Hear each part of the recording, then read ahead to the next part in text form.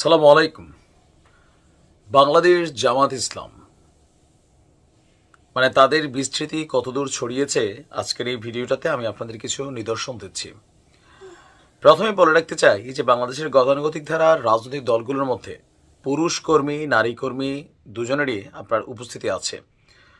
Awami League, BNP, জাতীয় party, অন্যান্য দলগুলোর নারী কর্মীরা প্রকাশ্যে রাস্তায় রাজপথে বিভিন্ন প্রোগ্রামে গেলেও দীর্ঘদিন যাবৎ জামাতের যারা নারী কর্মী ছিলেন তারা বেসিক্যালি সাংগঠনিক কর্মকাণ্ড, ধর্মীয় প্রচার প্রচারণা এগুলোতে ব্যস্ত ছিলেন। বাট এর পাশাপাশি প্রত্যেকটা জামাতের নারী কর্মী যারা আছেন তারা এর পাশাপাশি আরও কয়েকটা জিনিস করেন। সেটা হচ্ছে নিজেদের সন্তানদেরকে তারা কিন্তু জামাত ইসলামেই দীক্ষিত করেন, যেটা আপনি আওয়ামী লীগ, বিএনপি অথবা জাতীয় পার্টির মধ্যে পাবেন না।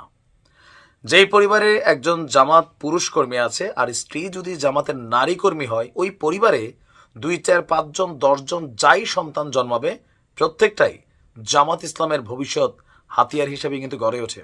আপনি আশেপাশে দেখলেই বুঝতে পারবেন। সো জামাতের একজন নারী কর্মী, আওয়ামী লীগ বিএনপির একজন নারী কর্মী সমান না, কারণ তারা নিজেরা এই দলটাতে কানেক্টেড হয়, সন্তানদেরকে ওইখানে দীক্ষিত করে। এটা জামাতের জন্য তাদের ভোট ব্যাংক বাড়ানো বা শক্তি সামর্থ্য বাড়ানোতে গত 15 থেকে 17 বছর কত বড় ভূমিকা রেখেছে। আজকের দিনে যখন মাঠের জরিপ আমরা দেখছি যে 35% জামাত, একটা জরিপ আমরা দেখলাম যে বিএনপি 42, জামাত 35 তারা ভোট পাওয়ার সম্ভাবনা আছে। তাহলে বুঝতে পারছেন এত দমন পীড়নের পরেও কিভাবে এই দলটার এত বিস্তৃতি ঘটেছে। কিন্তু পশ্চিমা রাষ্ট্রগুলো বরাবরই জামাতকে খুবই রক্ষণশীল একটা দল বলে মনে করে থাকে। তারা মনে করে যে জামাত ইসলামের কাছে নারীদের ভ্যালুটা শুধুমাত্র ঘরের পর্দার অন্তরাল অথবা পোশাক আশাক, নানান ইস্যুতে, রাজনীতিতে তাদের সক্রিয় ভূমিকা নেই। কিন্তু সকল কিছুকে ভেঙে চুরে গেল কয়েকদিন যাবৎ আপনার জামাতের যে প্রোগ্রামগুলো আমরা দেখছি সেখানে দেখছি নারীদের ব্যাপক উপস্থিতি, নারীদের সম্মেলন, তারপর রাজপথেও নারীদের বিভিন্ন আন্দোলন সংগ্রামে আমরা আস্তে আস্তে উপস্থিতি বাড়তে দেখছি। জামাত এবার আপনার ক্ষমতাকে তারা মোটামুটি বুঝতে পারতেছে যে ভোটারের সংখ্যায় নারী ভোটারদের একটা বড় ধরনের ইফেক্ট আছে। সো পশ্চিমাদের চোখরাঙানি বলেন অথবা নিজেদেরকে আর একটা উদার মন মানসিকতার পরিচয় দেওয়ার জন্য বলেন, এইবার আপনি জামাত আমিরের যে বক্তব্যগুলো আছে মোটামুটি যে নারীদের পোশাক আশাকের ব্যাপারে তারা অনেকটা উদারপন্থী এখন ভাব ধরেছেন বা তারা নীতিতে পরিবর্তন এনেছেন। এর পাশাপাশিও রাজনীতিতে নারীদের সক্রিয় ভূমিকা, ব্যবসা বাণিজ্য সব কিছুতে নারীদের সক্রিয় ভূমিকা, এই জিনিসগুলোকে ব্যাপক প্রচার দিচ্ছেন। ইভেন পশ্চিমাদের কাছে একটা মেসেজ দিচ্ছেন যে ইসলামের বিধিবিধান এবং পর্দা মেনে রাজনৈতিক কর্মসূচিও নারীরা করতে পারে এবং জামাত বিষয়টাকে উদারপন্থী দৃষ্টিভঙ্গিতেই নিচ্ছেন। জামাতের একাধিক নেতা আপনার গণমাধ্যমকে বলেছেন যে কূটনীতিকদের প্রশ্ন যে নারীদের প্রতি আপনাদের দৃষ্টিভঙ্গি কি।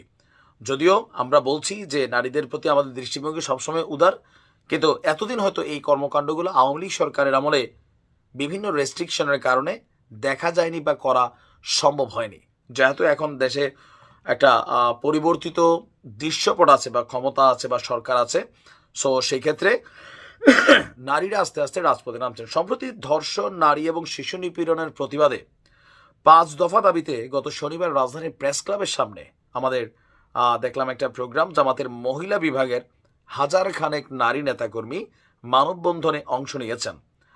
আর গত বৃহস্পতিবার জামায়াতপন্থী সংগঠন নারী অধিকার আন্দোলন তারা প্রেস ক্লাবের সামনেও মানববন্ধন করেছেন। দুটিতেই অনেক নারীর এখানে উপস্থিত ছিল। আর আপনার 11 মার্চ ঝিনাইদহের মহেশপুর সরকারি ডিগ্রি কলেজে নারী সমাবেশ করে আপনার স্থানীয় জামাত, এতেও অংশ নিয়েছিল হাজার নারী নেতাকর্মী বোরকা এবং হিজাব পরে।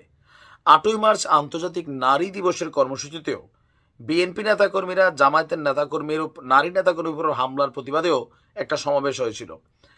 তো এখানে মোটামুটি জামাত আপনারা যতটুকু বোঝাচ্ছে যে বিএনপি এবং অন্যান্য মধ্যপন্থী দলের নারী শাখা থাকলেও জামায়াতের একটু ডিফারেন্ট। তাদের রয়েছে মহিলা বিভাগ আর নেতৃত্বে আছেন একজন সেক্রেটারি।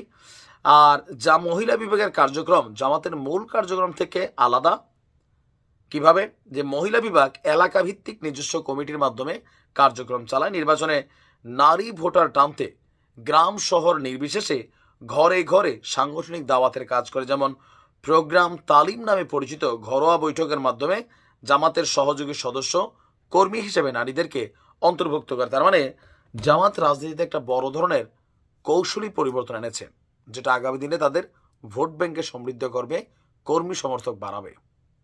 ভালো থাকুন। আসসালামু আলাইকুম।